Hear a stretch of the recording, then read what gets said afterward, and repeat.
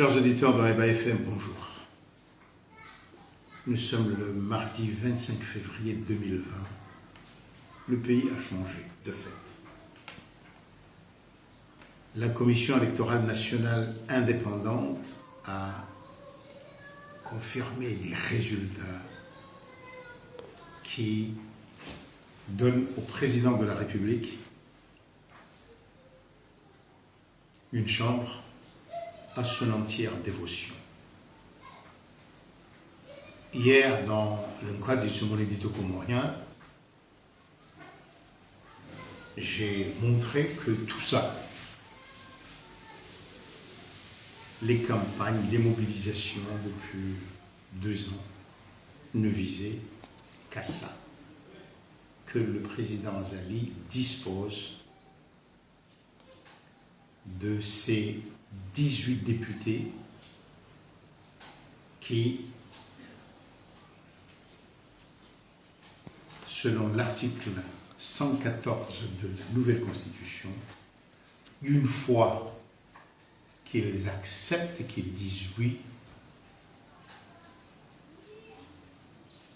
tout devient légal. Et là, je parle de changement de la Constitution.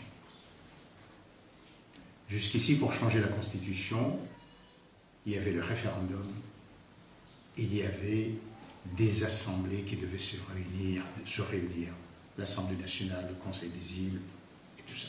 Cela était en quelque sorte des garde-fous. Tout cela est aboli. Le président maintenant a 24 députés qui se reconnaissent de la majorité présidentielle, 22 députés du parti du président, la CRC.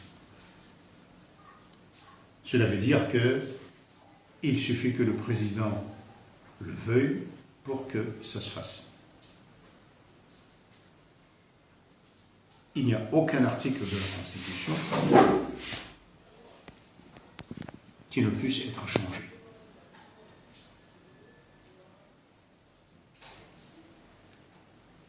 Et cela, en moins de temps qu'il ne faut l'écrire, le dire. Mais vous me direz, si les députés refusent, il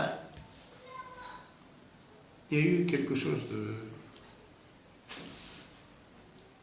très malin, intelligent, si on veut, qui est aussi dans la Constitution. C'est que jusqu'ici, on disait que tout mandat impératif est nul pour les députés. C'est-à-dire qu'on ne pouvait pas obliger le député, son parti, son village, ne pouvait pas l'obliger à voter pour telle ou telle chose. Il était supposé voter selon sa conscience. Rien n'a changé dans la Constitution. Mais le député ne peut pas aller contre son parti. Parce que s'il quitte son parti, cela veut dire aussi, si on le jette de son parti, il perd son mandat. Et c'est le suppléant qui le remplace. Donc, tout député qui dit « mais voilà,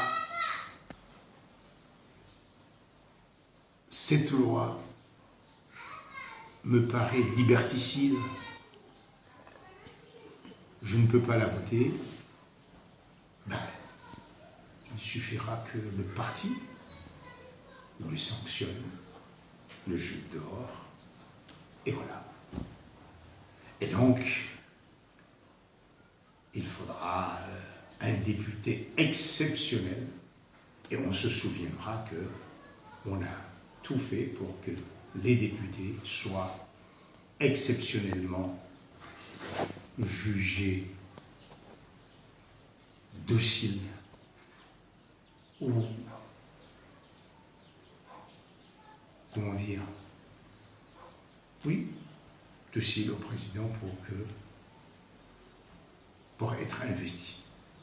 On a vu, on l'a dit à Aïba, que tous les cadres, toutes les figures politiques du parti de la CRC qui avaient un poids politique, une certaine autonomie politique, une notoriété, ont été tous mis de côté.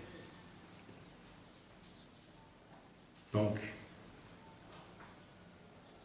le président aujourd'hui dispose de pouvoirs constitutionnels. Je ne sais pas s'ils existent, qui n'existent nulle part ailleurs, tout au moins pas à ma connaissance. On connaît des dictateurs qui enfreignent la Constitution, qui la piétinent et tout ça. Il y a des monarques, des rois et des reines qui ont des constitutions démocratiques. Moi, c'est la première fois que je vois un président souverain constitutionnel qui a autant de pouvoir. L'opposition dira, on s'en fout, on n'est pas associé à ça, on n'a pas participé, oui. D'accord? Et alors?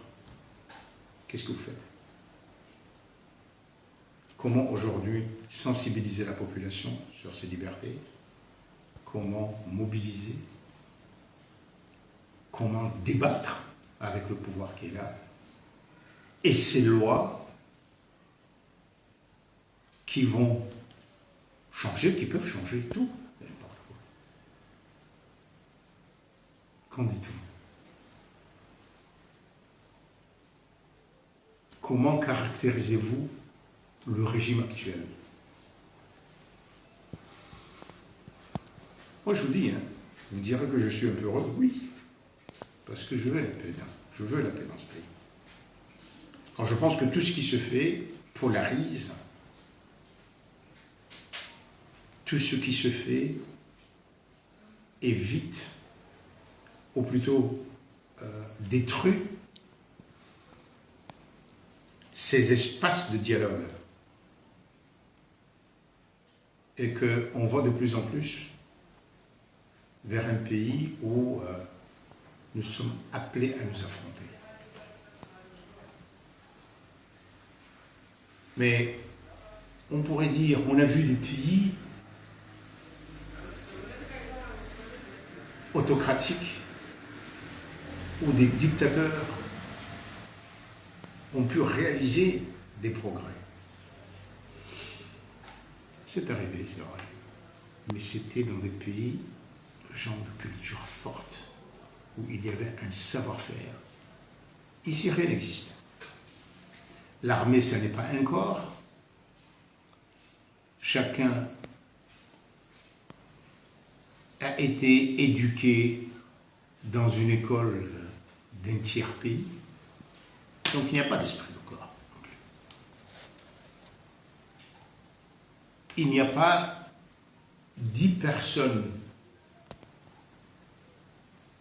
il n'y a pas 10 dirigeants qui ont fait la même école, par exemple, ou qui ont une même pratique dans un domaine donné. Donc réaliser, c'est tout un problème. La preuve, on est là depuis 3 ans, on parle, on dit. On a parlé au début de Galawa ou Egalawa. En 2017, il y a eu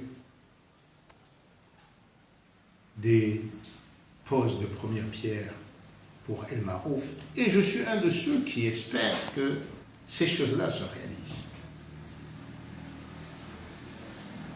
Mais on en est là. Les 36 mois annoncés alors, on a eu une deuxième pose de pierre. Est-ce que ça se réalisera? Espérons.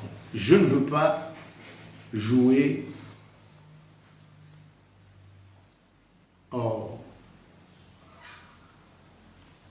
à la personne qui cherche toujours la petite bête, non. Je veux dire que jusqu'à présent, on a plus d'électricité qu'avant. Mais je dois dire aussi que on est très loin de ce qu'on nous disait, parce que les ruptures sont là, et que la centrale de Hwaju,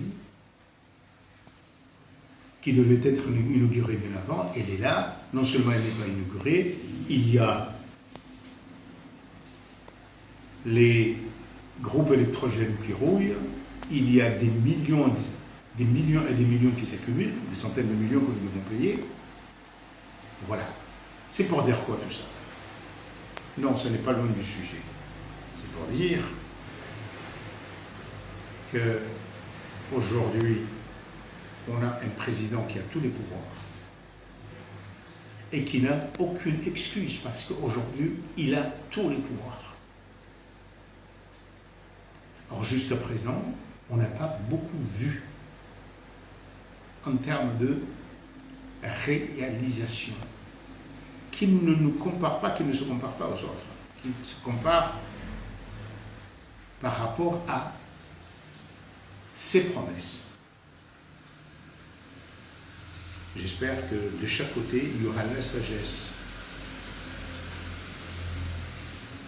de la réflexion et du dialogue, parce que nous acheminons vers